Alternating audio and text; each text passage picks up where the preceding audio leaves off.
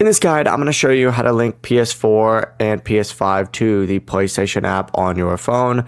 This 100% works on both iOS and on Android, so no matter what device you're on, this is going to work. This is Aiden from JustBoz, and before we get into this guide, make sure to like the video and subscribe to the channel with all notifications on. It really does help with the channel, and it lets us know that you want more content like this, so we greatly appreciate it. If at any point throughout this guide you did have any questions, just ask them down in the comment section below, and we can help you out further. I'm going to be doing my best to reply to every single comment down there.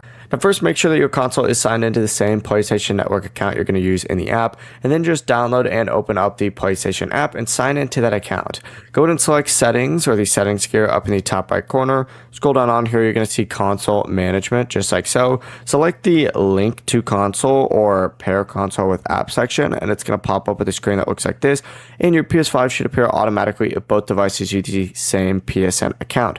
Select the console, tap Confirm. For a PS4, go to Settings, select Account Management, and then choose Activate as your primary PS4, and then select Activate. After that, return to the app and complete the connection, but the process is as simple as that.